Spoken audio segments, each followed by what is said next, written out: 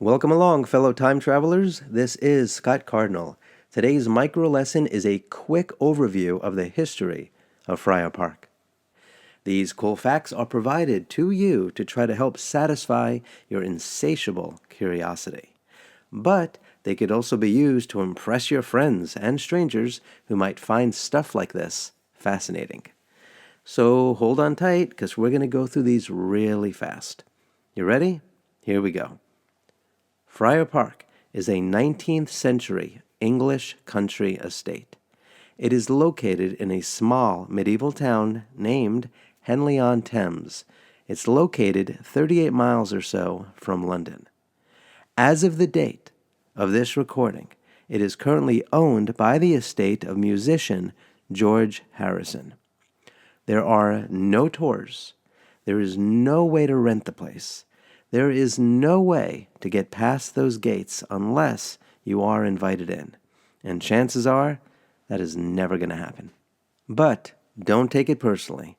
After all, Friar Park is their private home. It is an amazing place today.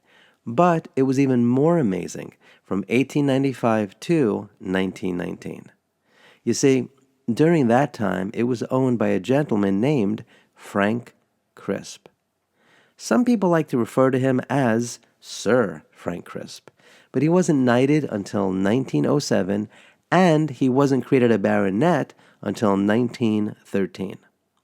A lot of people like to say he was eccentric, but I don't think he was. I think he was just incredibly creative and interesting, and he had a heck of a lot of money to spend on the types of things that he really loved. As a result, he spent several millions of dollars in the late 1800s building numerous structures and gardens on the property. In fact, at one point, the estate was referred to as a museum of gardens. That's pretty cool, right? And I'm going to be talking about those a lot more in another micro lesson. Today, it is estimated that the Friar Park estate is roughly 30 acres.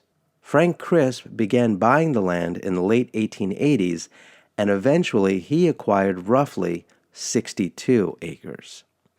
At the time, the northern portion of the property was already known as Friar Park, and the southern portion of the property was already known as Friar's Field.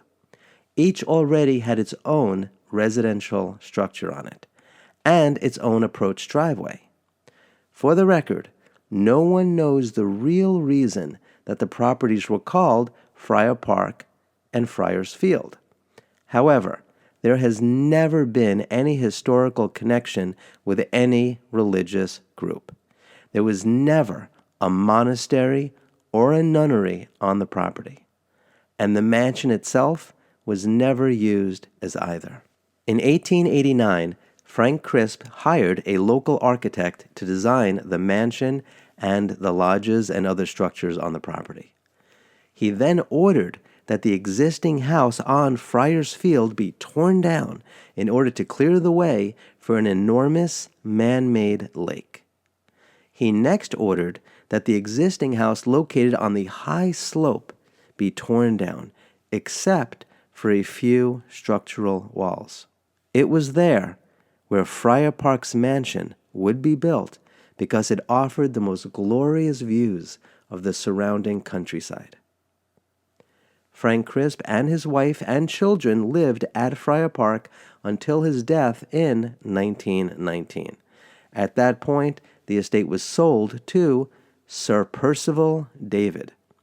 He lived there with his first wife, Lady David, until the 1950s, at which point they got divorced. Lady David moved into the upper lodge on the property, which was previously the home of the coachman in Frank Crisp's day. Sir Percival David remarried and he moved elsewhere, probably London. He was a collector of Chinese antiquities, but honestly, I don't know much about Sir Percival David, and nobody else seems to either. So if you know anything, please let me know. Friar Park was then used as a school. The teachers were nuns, which contributed to the myth that Friar Park was a monastery or a nunnery. And as we know, it never was either. In 1970, George Harrison and his wife Patty Boyd acquired the estate and set upon restoring it to its former glory. Patty's efforts were spent filling the interior of the mansion with beautiful furniture and decor and making it a home. George's efforts were spent in the gardens.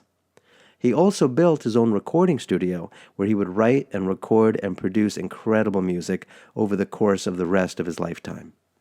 In 1978, George Harrison married his second wife. She had previously given birth to their son Danny on August 1st, 1978. Together, the family lived in the grand estate as well as any other homes they may have owned elsewhere in the world. It is not known how much Olivia and Danny spend today at Friar Park or since the passing of George Harrison on November 29th, 2001. But periodically, they do post photos taken at the estate, especially Danny, who seems to periodically make use of the residential recording studio located within the mansion. This concludes this micro lesson about the history of Friar Park. Check out the next ones to learn about Friar Park's mansion and the lodges and the gardens. Remember, if you want to learn a lot more about Friar Park, check out the audio tours and the audio documentary at my site, audibleadventures.com. You could also download the app, Audible Adventures. I look forward to gathering together with you and others next time around the campfire. Until then, please be kind to gnomes and do not eat any non-human animals anytime or anywhere. The world will be a better place if we were all kinder to non-human animals and each other. Fare thee well, everybody. Fare thee well.